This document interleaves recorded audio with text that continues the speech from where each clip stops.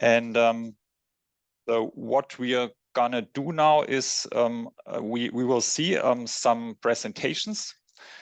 First, a small introduction to the Beckon project from my side. Then also Alberto here from R2M will give us insight into our one-stop shop, and then Ike from Copenhagen will give kind of glimpse on the work of his technical assistance office in Copenhagen, who supports the creation of energy communities. And so what we'll do now today is now firstly I will share my screen and give you a kind of overview what we are gonna do in this 1 hour. And we have here the 2 presentations. The first is from Alberto, is the LIFE-BECKON's one-stop shop, how it will support municipalities, and the Energy Academy in Copenhagen by Ike, who gives an example of a city empowering energy communities. And the goal today is to inform you about our outcome of this project and also our support offering, our support mechanism, which we'll offer to you, and also give you the possibility to ask questions, to maybe you're not yet sure if you would like to apply or not. So maybe we can answer questions and make you more comfortable then by applying for the support mechanism in our project. So when we will have now these presentations, then please, if you have questions, put them into our chat. And at the end of each presentation, you can also raise your hands and we can go into an open discussion. And please, everybody unmute your mics because otherwise we can hear what's in the background in your offices. So, okay. Then let's start. We have only 1 hour time, and I will first show you or give you a short introduction by a video which we produced to give you a kind of overview what Beckon is about and what we offer to you as possible replicators. So please look. The European Commission has embarked on a transformative journey with the European Green Deal strategy, setting a bold vision to make the EU the world's first climate-neutral continent by 2050. This is no small feat. It's a giant leap towards a sustainable future.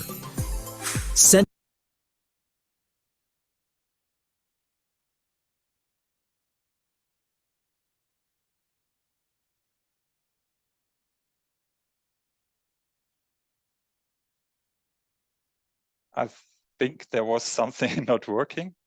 Just a minute, once again.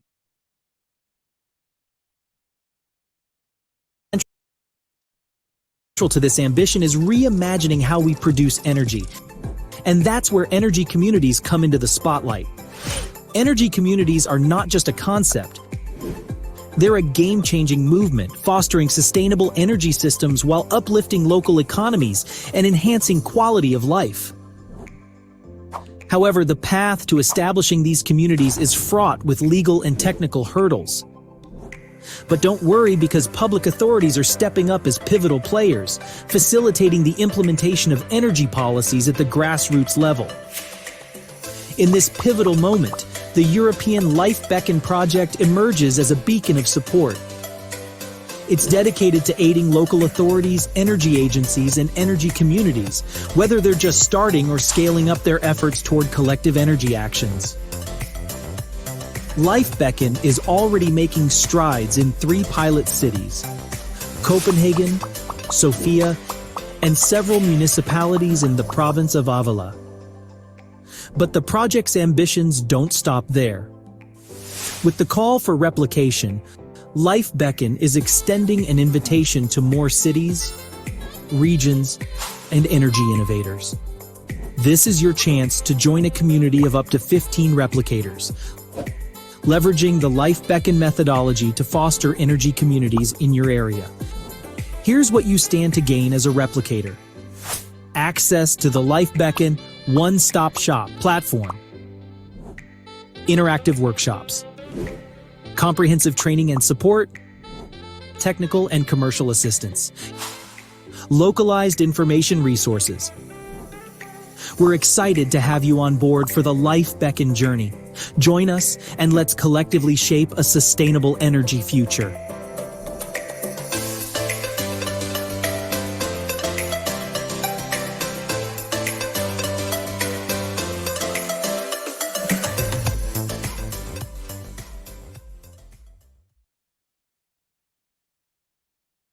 All right.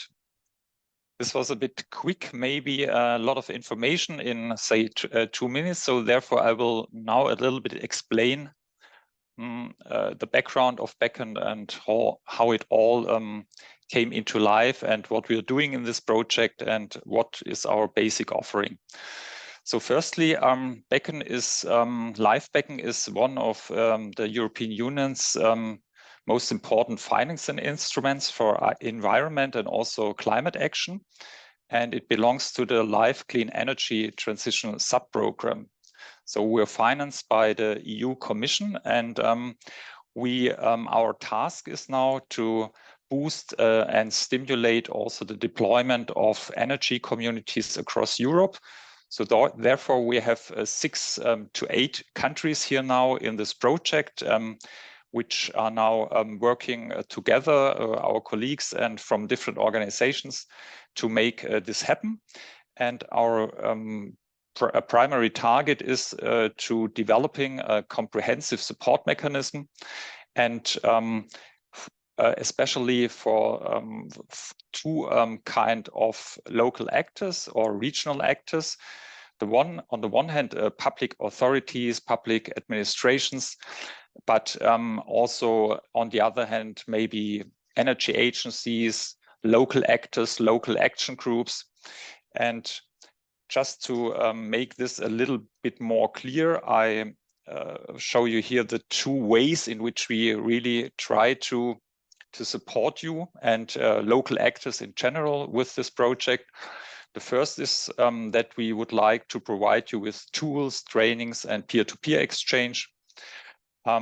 This is especially aimed at actors who really want to create an energy community, would like to go from initiation, then also planning to operation of energy communities. And on the other hand, we would also like to support municipalities or regional actors and people who are in charge of energy topics, energy assistance in municipalities, and help them to set up a technical assistance office. This means an office where people and actors interested in planning, running an energy community could find help and support. So I think it's really important to distinguish these 2 streams of support, because it's also that if you're much more interested in setting up a technical assistance office, you can of course also use the tools and trainings and peer-to-peer exchange, but maybe some of you have already established a technical assistance office or have an energy agency in their region or in the municipality, which is a kind of consultancy for, or offers consultancy for people interested in making an energy community.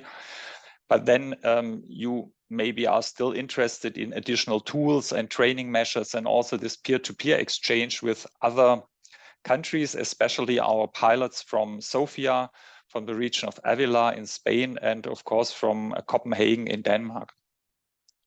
So our objective now with this support mechanism is that we would like to spread this mechanism in more than 30 authorities in Europe during the project. So the project has now been running since 1.5 years approximately, and will still run approximately 2 more years, 1.5, 2 more years. So there's still a lot of time where we can also offer support, but we can also by now provide some really well designed tools and support mechanisms. And what we are gonna do now is to show you a little bit or give you a short overview what we are really gonna offer now to you. So there's firstly, the peer-to-peer exchange and learning with our 3 pilot sites, Copenhagen, Sofia, and the province of Avila. And also you have then the possibility to profit from their experiences, to get kind of, this personal contact and exchange where you can ask questions and get some kind of recommendation also for actions. We have online training sessions, which shall help to involve the citizens in your region, to make them, to spread the idea of energy communities, really to involve them and to win them, maybe to become actors for planning and establishing energy communities. And you get also access to experts and specialists from our network, from the LIFE-BECKON project, but also from a community of practice, which we're gonna establish. And then we have these tools like the one-stop shop and also a technical assistance cookbook, which provides practical help for the whole process of setting up an energy community. And last but not least, and you have also access to our networks, the networks of us and also of our partners. And so there's a lot of knowledge about energy communities in these networks, and you may profit from them if you apply as a replicator, and then will be maybe chosen as the one who can be participate in our project. So that's it for the moment. And now I'll give over to my colleague Alberto, and he will give you insight into the one-stop shop, one of the most important tools which our project has developed by now. Please, Alberto, the floor is yours. Thank you, Edgar. Thank you, Edgar. And good morning, everyone. Thank you for the time and the attention for today's meeting. I'm gonna share with you my screen, and I think you should be able to see it right now. Tell me if not. So what I wanted to share with you, as Edgar was saying, is about one of the milestones of LIFE-BECKON project, which is the one-stop shop. As you can see from this image, what we mean by one-stop shop is all-inclusive, so all-in-one platform, and we try to set up and to collect everything which it can be useful for energy communities. And we want to both support creation of new energy communities. We want to support maintaining and operating existing energy communities. And also we want to support, of course, cities and technical assistant offices to hands-on do the work in your local area. So this is the kind of objectives that we had. As I said, local energy offices on one side and local communities, whether they are already in a form of energy communities or not, well, we want to support them, and we want to do this step by step. We want to try to support and accompany from step 0 from A to Z in the process. A little bit of repetition, but it's good to know that this is not just for energy communities. This is for public actors in authorities. This is for citizens and local groups, local clusters, but also, and I will come back to this, also service providers. So the main focus is on public actors and citizens, but we also try to have matchmaking with local service providers. How do we do this? Through this so-called 3 hubs. We call them the guidance hub, the training hub, and the opportunity hub. I'm gonna come back to this one by one. And I see there is someone who wants to enter the room. We have newcomers. Hi and welcome. So as I was explaining, we're gonna go through the hubs. The first one is the guidance hub. I mentioned before a step-by-step approach to the problem. So as other European initiative, we have formulated these 4 phases among initiation, design, implementation, and operation, in which an energy community, an energy initiative can go through. So the idea here is to have support from the beginning to the operation of an energy community. And how do we do this? So what we have observed is that the amount of information and the resources out there is huge. So what we try to do is to collect and to have a guideline which is very concise, very neat, and you can follow in a step-by-step formula, let's say. We called it cookbook. So it is a recipe from step one to the last step in order to accompany the energy community.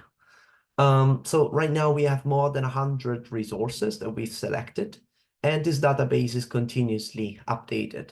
So what you're going to find in our website is going to be this kind of database that you're going to find as the guidance hub. You're going to find your resources based on your maturity level, on the step you are in, if you are in the beginning or you're already operating an energy community, and depending on the kind of service, the kind of topic you are interested in. This was for the guidance hub for now. Let's go for the training hub.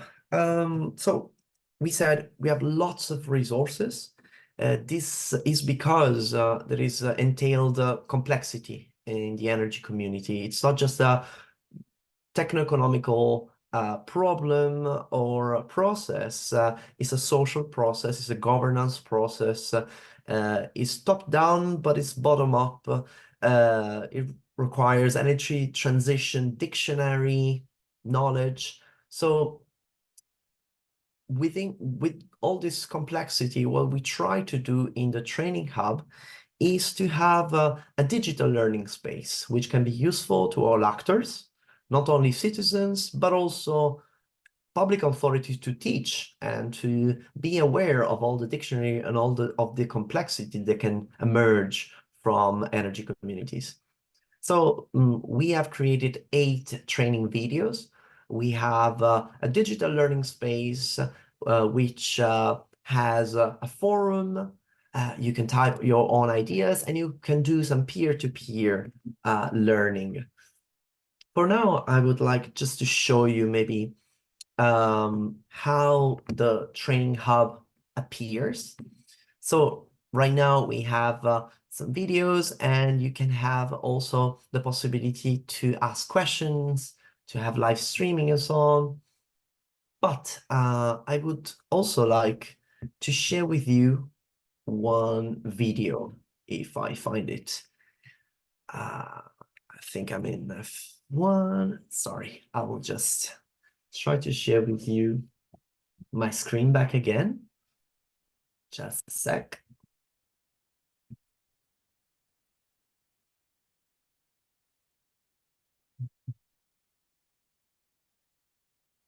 Yes, I have it, yeah.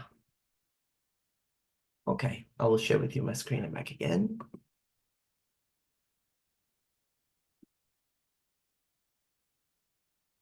And you should be able to hear also the audio. This goes here, and this goes here. Sorry, first time with Zoom. Communities. Here you go. Renewable energy communities and citizen energy communities. The first type focuses on sustainable energy generation and distribution within a specific geographical area. These communities often come together to harness renewable resources like solar, wind, or hydropower. Citizen energy communities, on the other hand, are more diverse in their activities and can extend beyond energy generation. They involve the active participation of community members in various energy-related projects. Both of these types are legal entities, and what makes them unique is their emphasis on collaboration and community engagement. They aim to empower individuals and local entities to take control of their energy needs, emphasizing open and voluntary participation. These two types of energy communities also have some differences related to their geographical scope, the range of activities they undertake, the participants involved. But this was just a teaser, actually, to show you which kind of content we are preparing in the training hub in this case. These videos are going to be also, let's say, coupled with some more informative and training material, which extends and goes more into detail of the content you would like to learn on. So said this, the Training Hub gives you overall a comprehensive guide to train yourself to learn and then to teach about energy communities, process, engagement, and all the kind of spheres and dimension in which energy communities develop. Finally, the Opportunity Hub. There are at least two problems we face with energy communities. One is peer-to-peer connection. Citizens, they lack a space where to engage and where to formulate a new energy project, an energy initiative. So first of all, with the Opportunity Hub, we try to unite interested citizens and to make them aware of the possibilities which are available, such as grants. In this case, I'm asking myself for grants or financial instruments with which I could empower my energy initiative. On the other side, we've seen that cities and regional authorities cannot provide in a public way names of private entities and service providers, since it violates, let's say, privacy concern. Let's say a city cannot offer, it cannot suggest for service providers without incurring in legal problems. But the solution we propose in the Opportunity Hub is a digital space in which service providers can enter in a public and open digital space, and they can meet each other. So finally, the Opportunity Hub, it's a space for matchmaking in which citizens can unite, can ask questions, and can meet and can learn about technology and services providers in their area. So also, the technical assistant offices and the experts from your city can engage and can answer to questions and to doubts, especially coming from citizens, publishing grants and financial instruments to help energy communities. I can just maybe briefly let you have a little glimpse of what it looks like right now, the Opportunity Hub. For now, we have 3 areas. I will just choose Copenhagen. And in Copenhagen, what a citizen could do is to ask questions in a generic chat where technical assistant officers can answer, publish its own organization or energy community, and find in its local area other energy communities, services providers, and other members. I see that there is a hand raised. Edgar, if you want, we can proceed maybe with some question. Of course. Marina, you rose your hand. Please tell us what you like to ask. We can also make the questions afterwards. Okay. I just fine. figured now that it would be a smoother way. Okay, great, Marina. Then. Of course. And I think that was everything from my side. If you want to learn more, absolutely, we can have some question and answer time later. So now, Marina.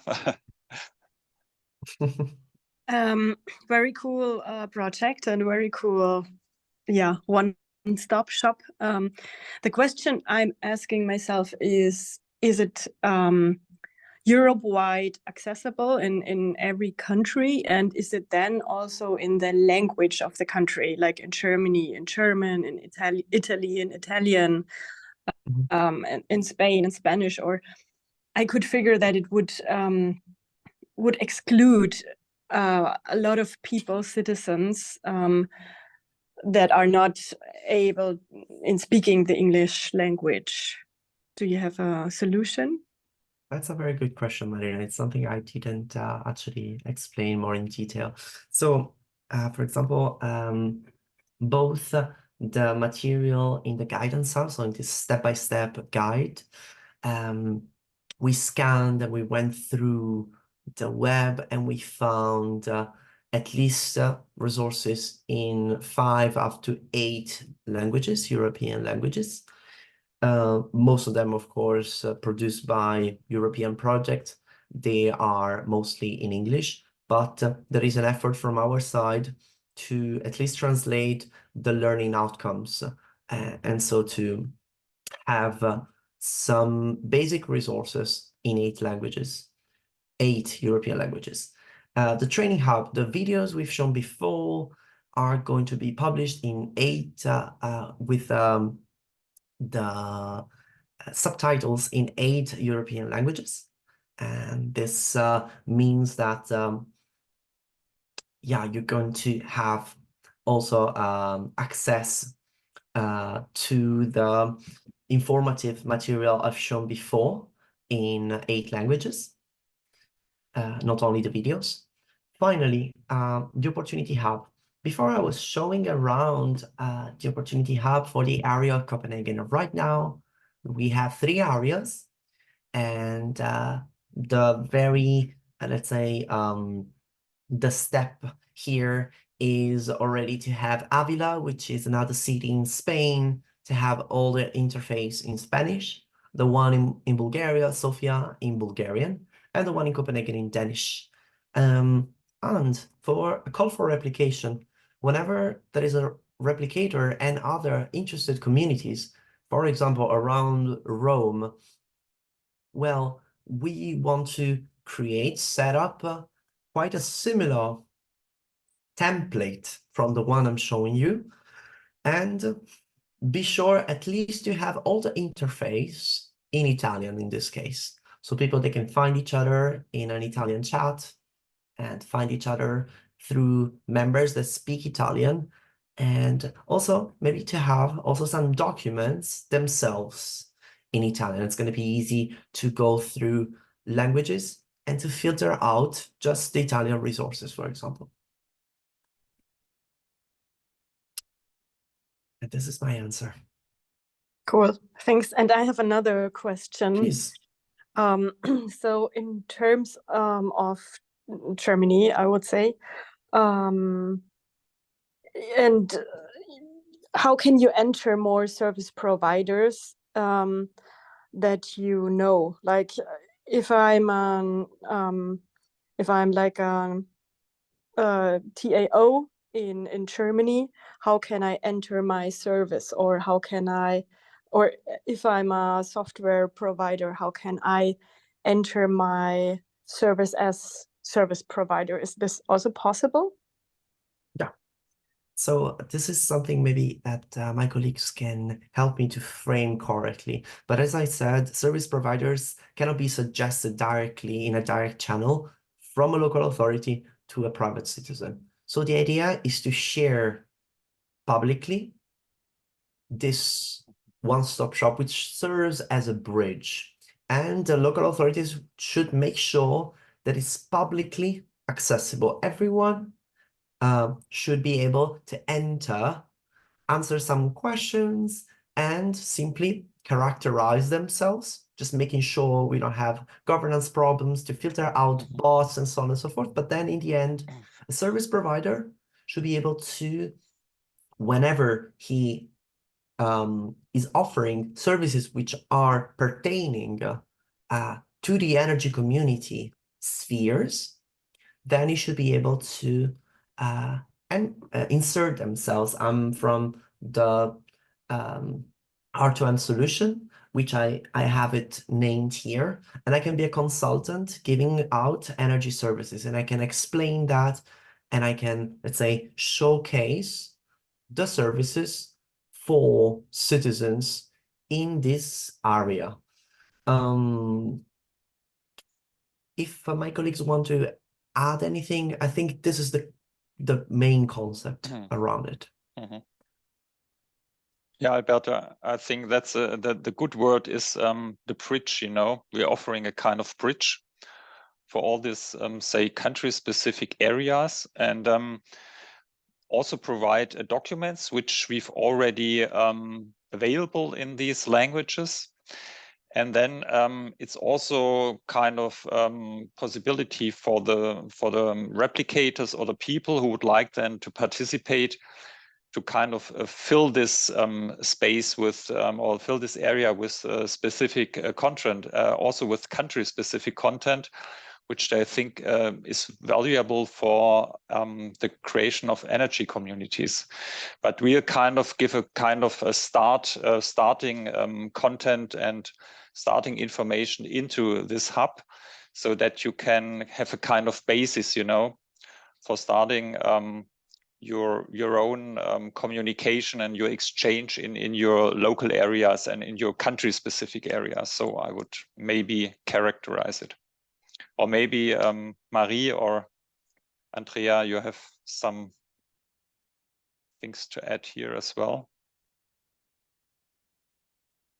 I think we already covered everything. Maybe I can only add something that is coming up after a meeting that we have a couple of hours ago with our sister projects, so other project funded in the same line, so other project in Europe working on energy communities, and the other pilots of those projects are covering also different countries, so probably we will also integrate our knowledge hub with further materials provided by those projects for those countries, and probably it will be also in national language. So I expect that in 1 year there will be more methodological guidance and so on, also regulatory report in different languages.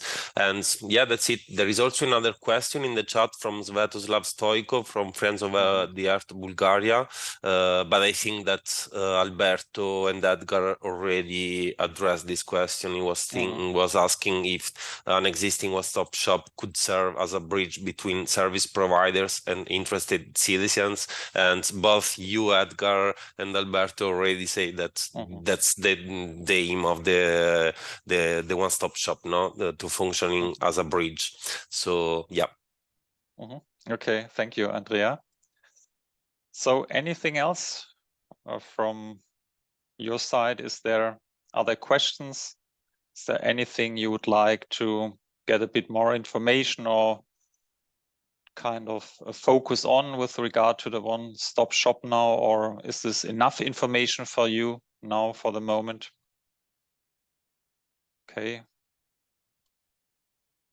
Okay, then I suppose you're fine with that. And thanks a lot, Alberto, for your interesting and really nice presentation, which gave a kind of good picture and gave us a kind of imagination and a view of your hub. And so then let's go on with the Edgar, next there was presentation.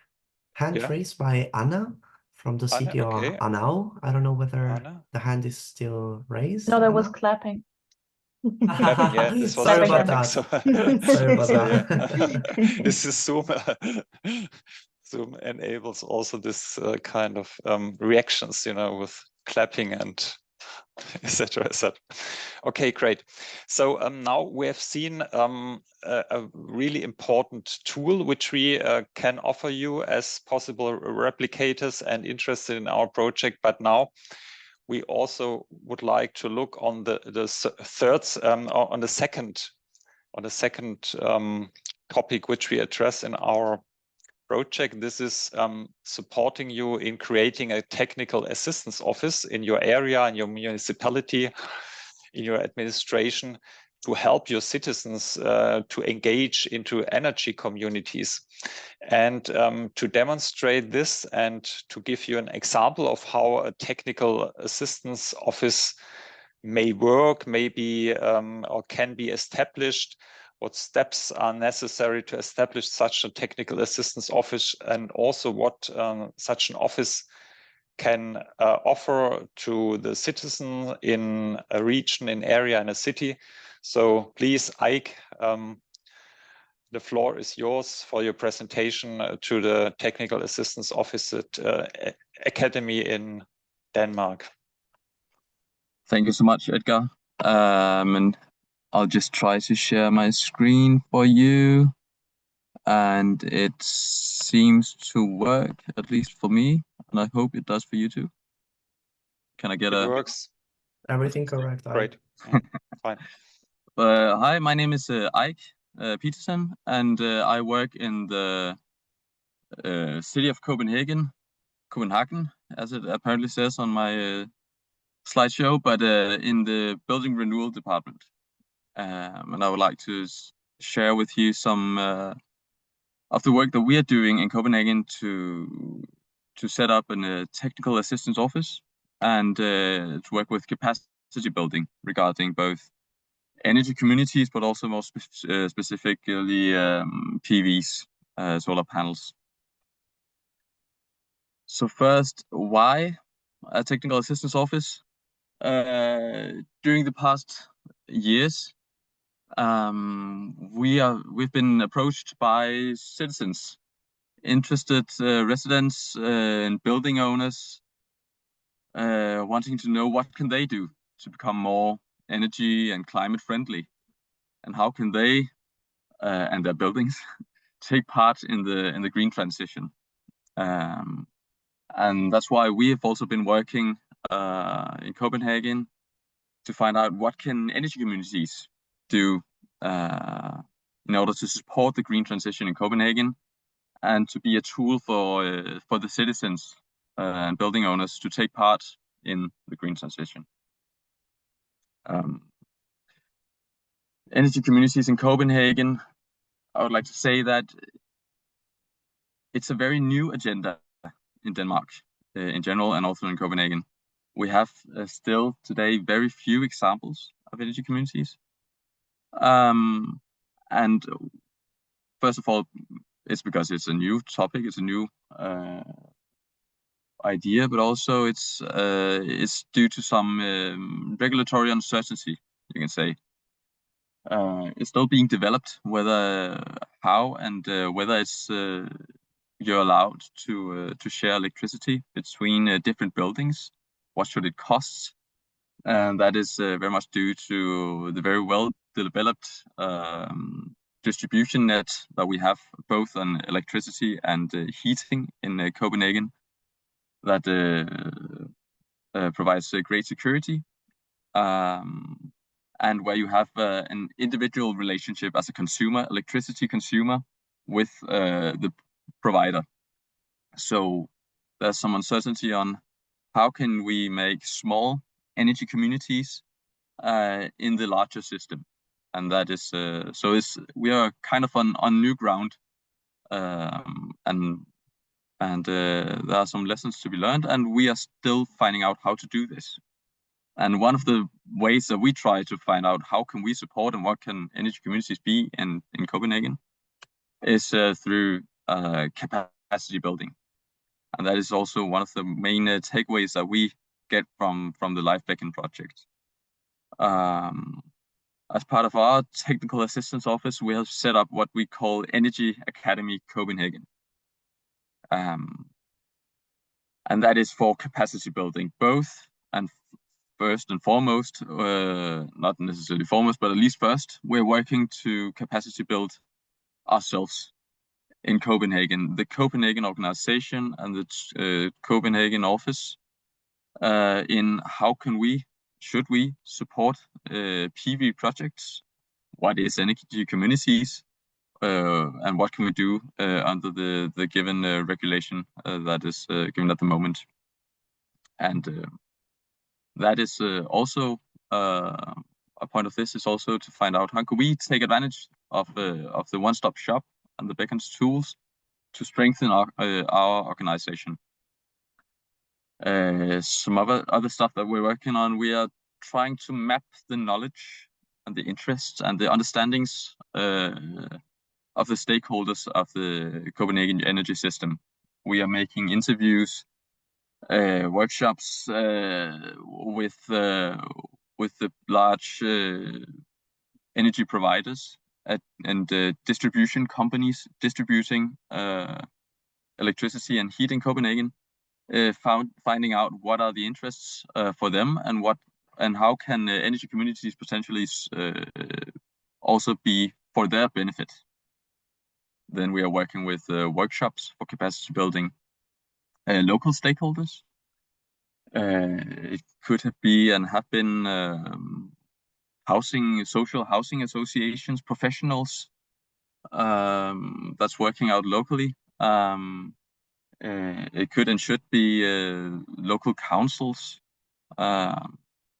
So trying to support networks for sharing knowledge and experiences in the city on this agenda concerning energy communities, and use our experience and our knowledge to build up capacity locally. Then we are also engaging in the development, supporting the development of potential energy communities in Copenhagen. I have also a slide on some of the initiatives that we have concerning PVs.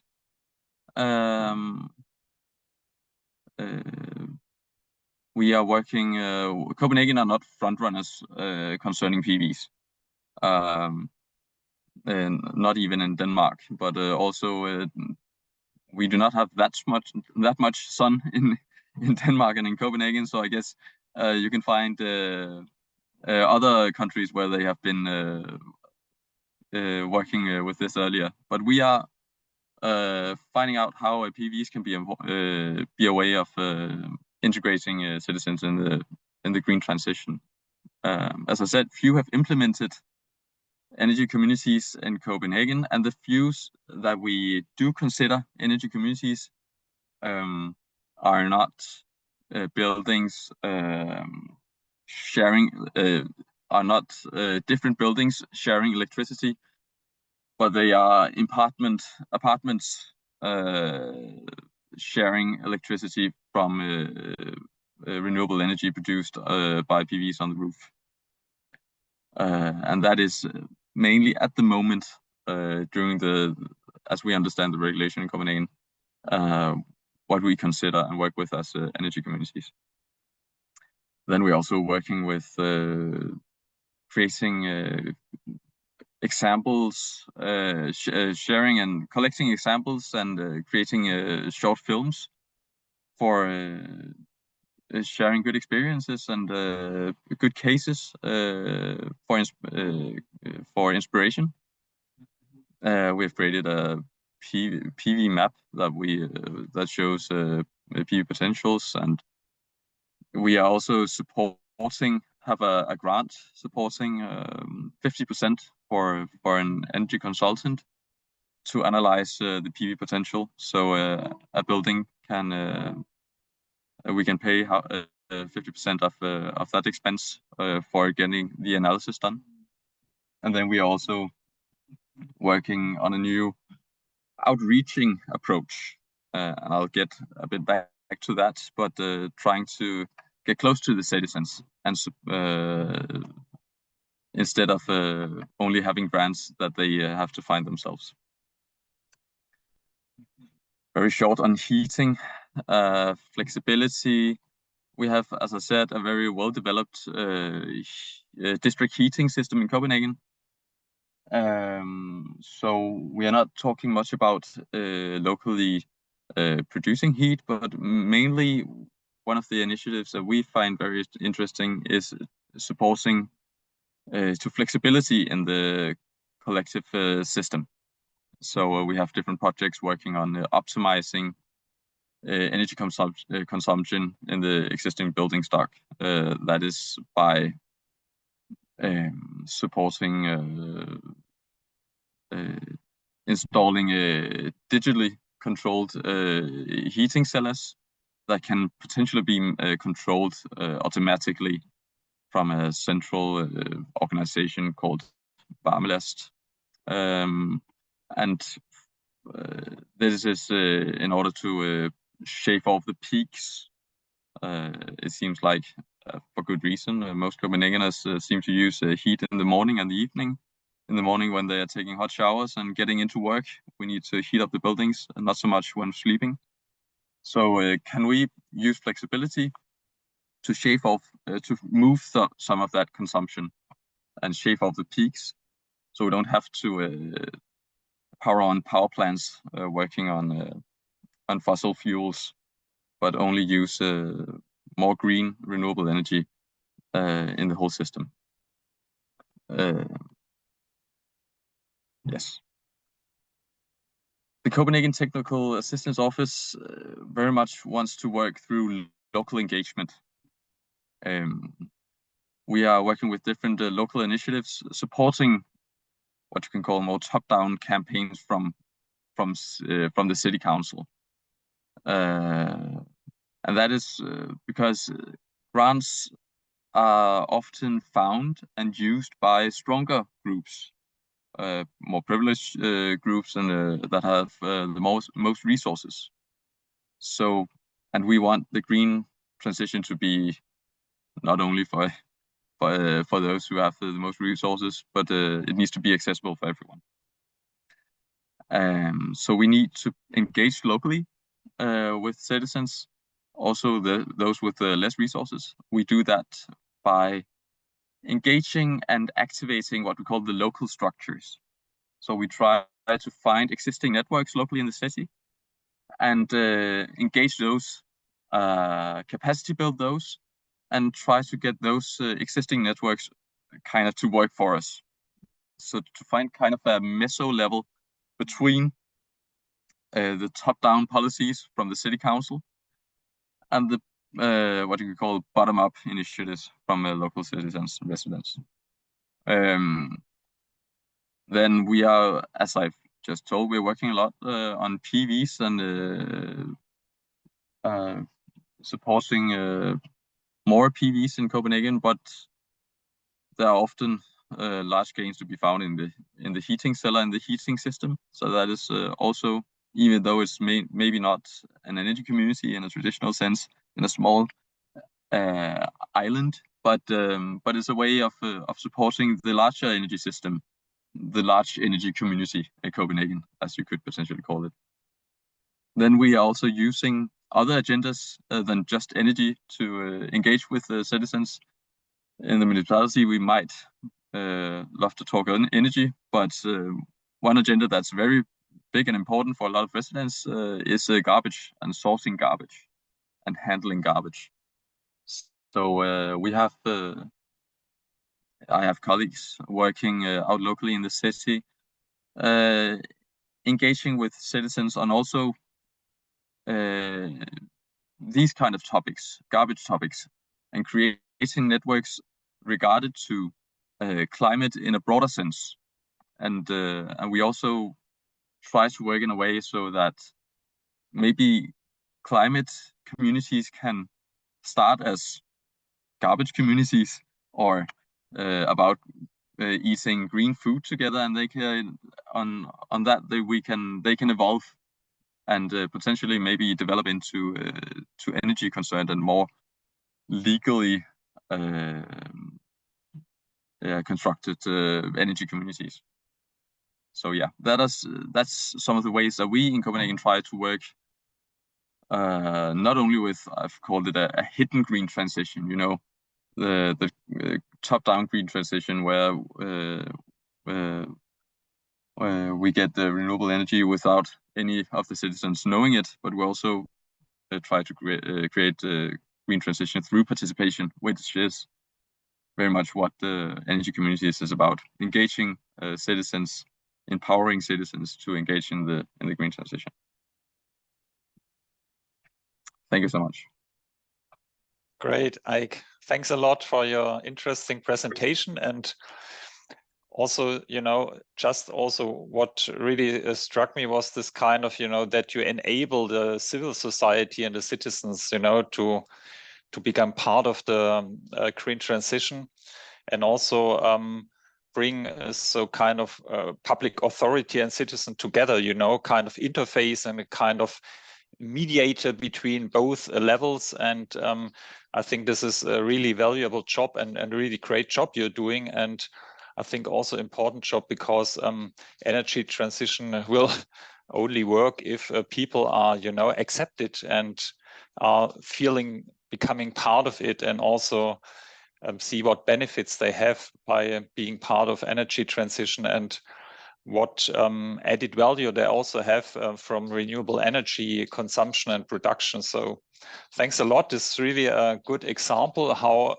a technical assistance office can look like, but not only in terms of green transition, but also in terms of social coherence, of kind of democracy, of course, because this is really democratic what you're doing there. And so maybe now the floor is also to our audience. Are there any questions regarding Ike's presentation and the Energy Academy in Copenhagen?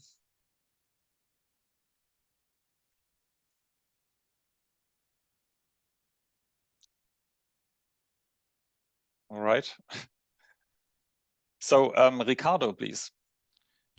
I thank you for your presentation. I was wondering if you could elaborate on how many resources the city of Copenhagen is putting into the technical assistance office project in order to have some kind of an idea what is needed in order to facilitate.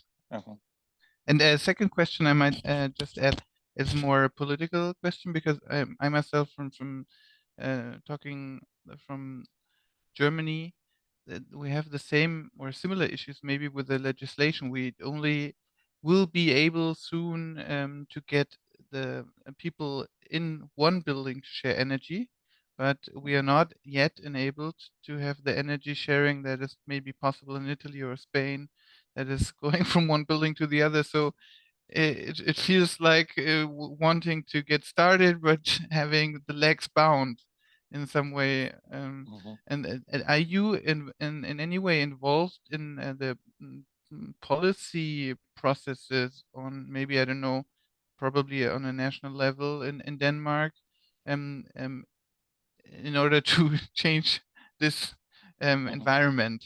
Yeah. Thanks. Thank you so much for your questions.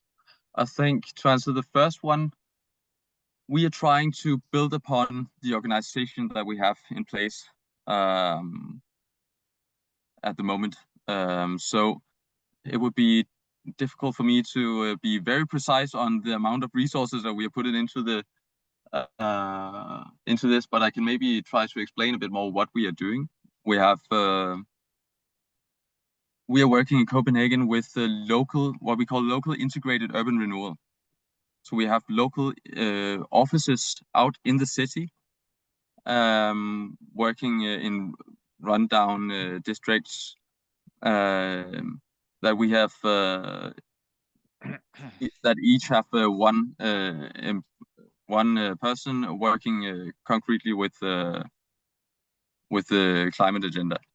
And then we have also Copenhagen is a large municipality. We have in my department we have 3 persons working on these types of projects, both LIFE-BECKON and other projects, EU-funded projects, working in trying to create energy communities. And then we have other colleagues in another department working on providing PVs for local citizens. And we have another department working with the municipal buildings. And we are all trying to connect in networks regarding this issue. And when we have a meeting, we do have like a PV forum, and we might be around 9-10 persons from different departments. But in this capacity building like format, what we call the Energy Academy Copenhagen, we are like three persons. but yeah, it's Okay. Mm-hmm. it's complex. Yeah.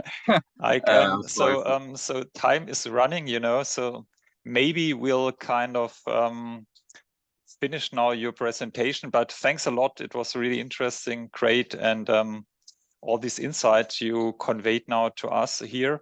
So I will shortly summarize what we've seen today and what the offering is of the LIFE-BECKON program. And then I think it's time to say goodbye. And I just show you here again, what we saw was the one-stop shop.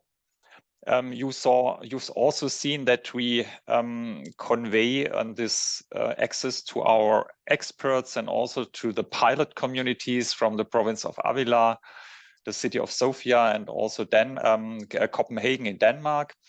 Then what we also offer is the participation in 3 half-day workshops in which you learn from our pilots and how to run a successful one-stop shop, and also you learn about business models, legal frameworks, etc., everything which is necessary to set up an energy communities. Then we have webinars, trainings with specific energy community topics. Also one webinar which introduces you into the one-stop shop and using it, and also kind of building a bridge, you know, in your own country to bring this information, all this topics which we have in this hub to your national stakeholders. Then we have 15 direct 1-hour support sessions and mentoring sessions, which we can provide by our experts. And we have technical and commercial assistance, the technical assistance cookbook. Maybe you remember in the presentation of Alberto, these steps from design, initiations, implementation, operation of energy communities, all these steps, for them we provide technical and commercial assistance. And then last but not least, this was the question we've already largely addressed now today, was information in your local language. So here one more example, there will be a how-to technical paper for public authorities in local language, but also in the one-stop shop, as Alberto has mentioned, there will be country-specific guidelines and areas which can also be filled up by you with national relevant content. But we have also kind of links to all national say agencies and sources which you can connect. So we have a kind of link a collection there, which we've identified during the project when we did our research and collected all this information. So you will also be provided with information on your local language. And so maybe one final question from your side, then we have really to close our webinar for today. Is there anything left, anything open? Do you have one more comment or would like to ask? So I don't see you rising hands. So then thanks a lot for participating today. Thanks a lot, Ike and Alberto, for your really interesting and great presentations today. And so we hope to see you again, maybe in the next steps of the BECKON projects, and do not hesitate really to apply to our call for application. The link is here once again. And if you need any further information on BECKON on the call, please contact us, Andrea, Marie, or myself, or even the speakers here. So, and then we wish you a nice day, and thanks for being part today in our webinar. And well, maybe we will see you again in the next steps, and goodbye. Goodbye. Thank you, Thank everybody. you. Goodbye. Bye. Bye bye.